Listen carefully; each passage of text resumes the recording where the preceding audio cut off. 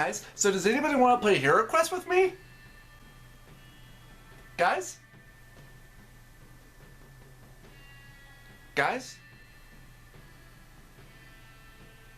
Oh, right, I forgot. I don't have any friends. Luckily though, there's a video game version.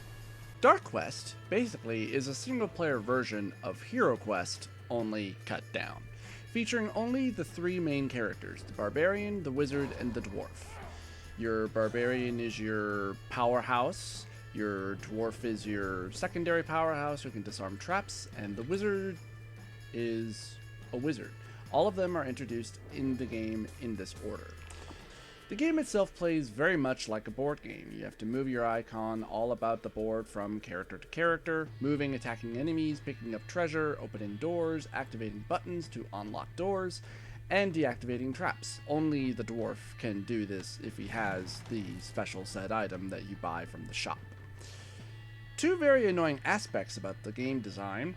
Whenever you move your character, you have to move about the board game from character to character. You cannot quickly cycle from character to interact with them or move them or anything. You can skip a character's action or movement to be able to move on to the next character, but that begins to get very tedious after a while.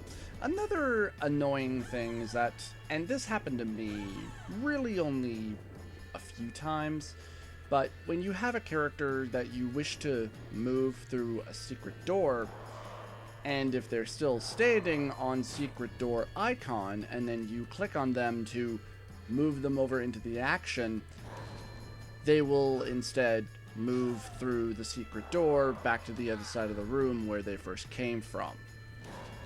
So some of the interface in here really needs some more work. As the game goes on, you're just taking the characters from one point on the board to the end. If a character dies, they don't come back until the next quest.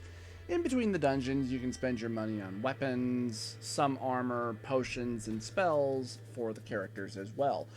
But a lot of them are only temporary, but the game doesn't really tell you what exactly is temporary.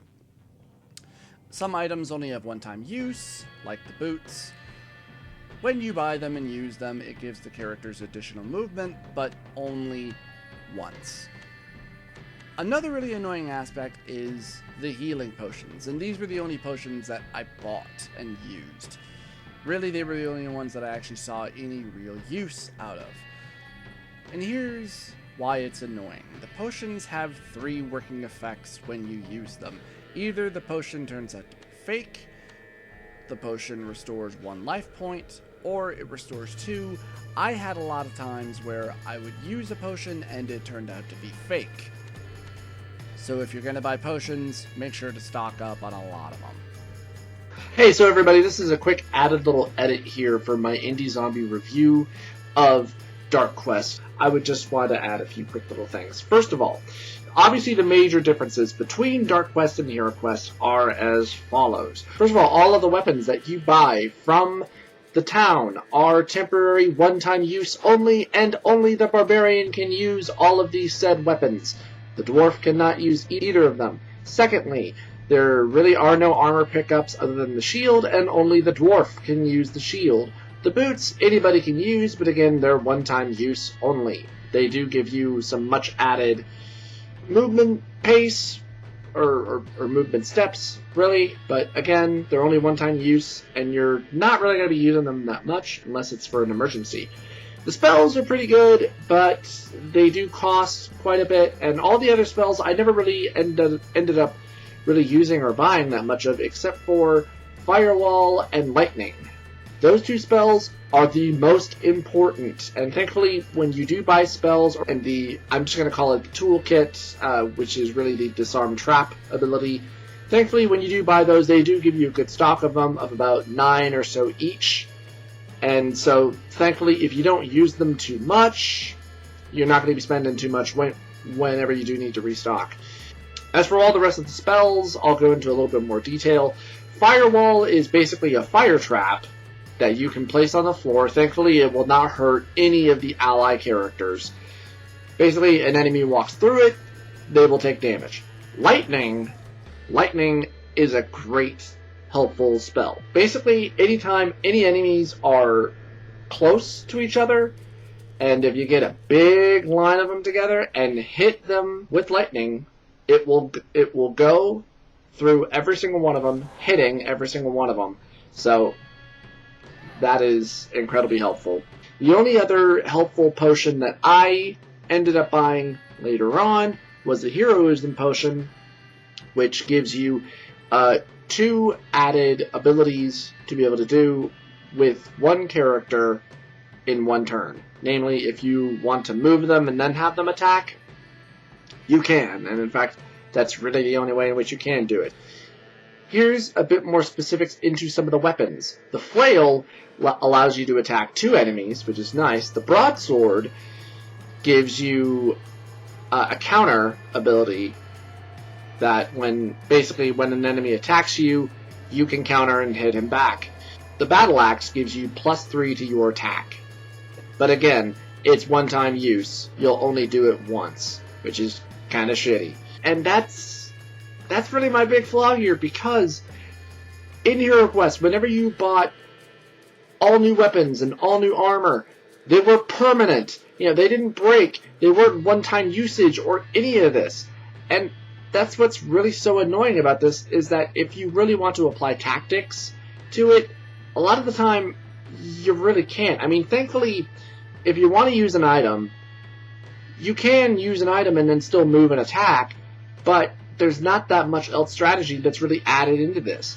You can't have a character attack and then move away. Like, for instance, if you want to have your wizard quickly throw out a spell and then back away, you can't. And the fact that this limits you so much is very hindering. Also, there's another thing that I need to add. The DM, or the evil wizard, who oversees everything and moves all the monsters, like in Hero Quest, this is something that is not in Hero Quest, wherein every few turns, I'm not really sure how many it is, maybe 10, 15, or sometimes 20, after all of the characters have moved, it will go to the evil wizard, and he has this evil skull that he rolls, where he picks a random character, and you roll, and an effect will happen to you. Maybe you will lose a turn, or maybe you lose a life point, maybe you lose gold. Sometimes he'll give you a life point back, which is very helpful when that happens. Thankfully, though, when this does happen, if your character is down to only 1 life point, he won't automatically just draw a lose a life point and effectively kill your character. Thankfully, that won't happen.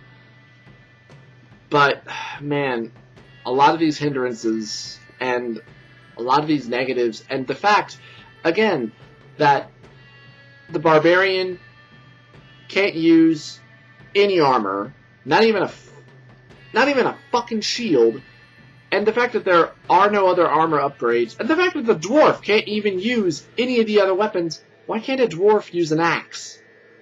How does that make any sense? He's a dwarf! That's what dwarves use! They use axes! And, I mean, you can give the wizard boots, and there are other spells. I mean, I didn't try the charm or the blind spell, mostly because everything else that I had was really all I needed. I mean, why not throw in, the bow and arrow and actually have some added ranged attacks? That would have been pretty cool. Hell, you could have had the elf be a ranged warrior. That could have added some extra strategy.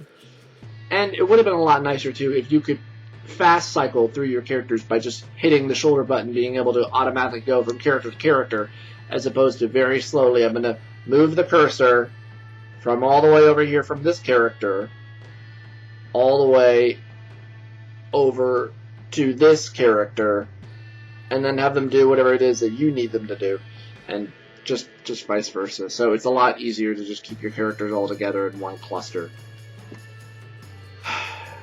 The best strategy to use all throughout the game is keep all the characters together at all times. Keep the barbarian in front, second only to your dwarf next to him, and always keep the wizard in back for your ranged and magic attacks. And well, if you don't follow this exact strategy, just about all your characters will die. But if you can make it through to the end, you'll be fine. Eventually, though, the game just begins to get, like I said, really tedious and boring. You have to move every character one at a time, and this includes when you get to the end of the game. They all have to get to the stairs. And the quests never change or really have any story to them, other than kill all the monsters and get to the end. Alright, so final thoughts on Dark Quest for the Xbox 360. It's got to be a 6 out of 10. It's a perfectly playable game, but again, it's not going to be something you're going to want to go back to again and again and again. You can beat this in probably about an hour and a half, depending on how well you do. But, man, this game is really mired down in a lot of its problems. The fact that you have to move every single character one by one at a time, and that your only real strategy is just keep everybody together, and that all the weapons are only temporary.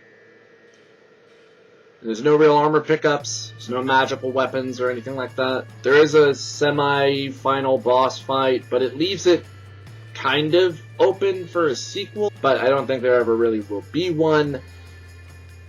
Really, if you want a better experience, just go play Hero Quest. That is, of course, if you have friends. I just made myself feel bad.